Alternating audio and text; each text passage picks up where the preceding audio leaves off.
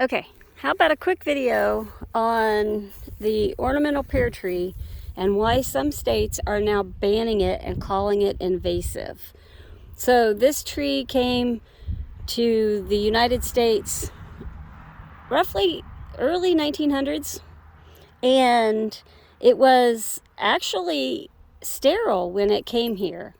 But after all these years of cross-pollination with other species of trees, it is now actually forming little woody looking pears on it. The bad part about this tree, though, is the bees are able to take the seeds, ingest them, drop them other places, and it has become invasive. These are beautiful trees. Mine has just started blooming, so it's going to get even bigger. The other problem with this tree is it tends to find itself losing full-size limbs because of weather. It's not as sturdy as other trees that are native, especially here in Indiana. So I don't know if you guys can see, but right here on each side where the limbs are only halfway up, and then you have the other bigger section just above that, I actually had a bunch of limbs break in storms. I'm lucky because a lot of these will have limbs further up that just break, and then the tree just looks wonky, off center, and it just doesn't have a full-size look to it. So I actually thought about cutting everything at the lower level where they're not even anymore, just to give my tree the aesthetic of being full. And especially here, as it grows this summer, it'll fill out. But the Bradford pear or calleria pear, these trees are in certain states. Ohio has already banned it as of January of this year. And so I really think other states are going to get there too. So if you do like this tree, you might want to get it now if you're not in Ohio. The other thing too is landscapers overused it.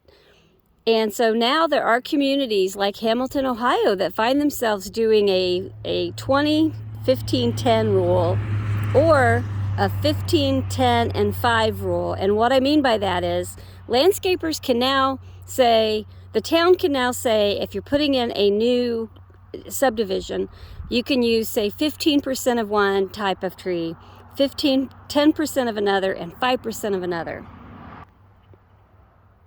And so what happens is, if, say, a landscaper or developer gets their hands on 5,000 pear trees, right?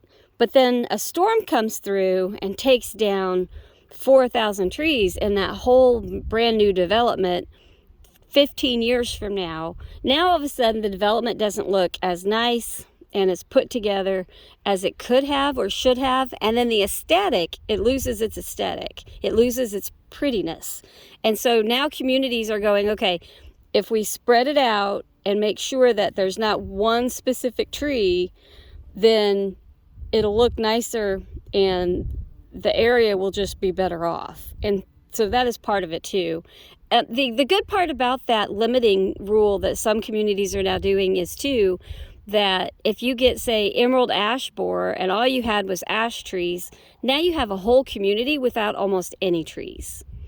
And so this will kind of keep that invasiveness from either insects and or trees.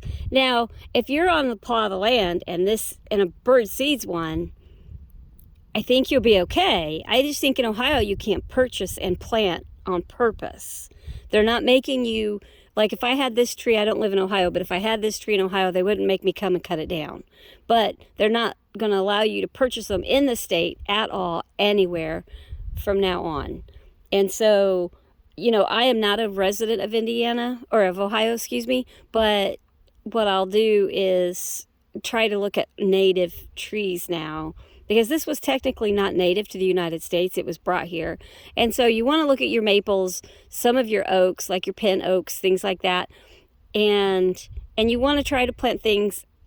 Really, you can go to osu.edu to the extension side and that website will help you. Also, Purdue has an extension, a Master Gardeners area where you could actually look at native trees, native plants.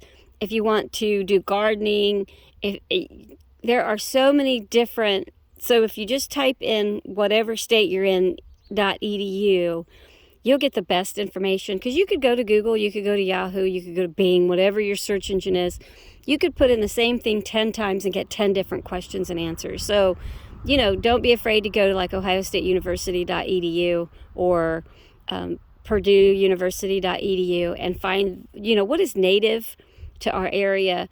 Perennials, annuals, all of that will help, because this used to be sterile. It is not, but it is also hazardous to pets. So in the fall, I do have to watch my dog, and she unfortunately could get harmed on the seeds to this tree too. So you got to be careful with some of the landscaping that you have.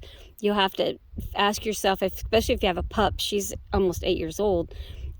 If you have a puppy, is it hazardous to them? Is it toxic to them? So I'm going to jump off here, but I thought I would go ahead and hit on this tree and why it's being banned in some communities.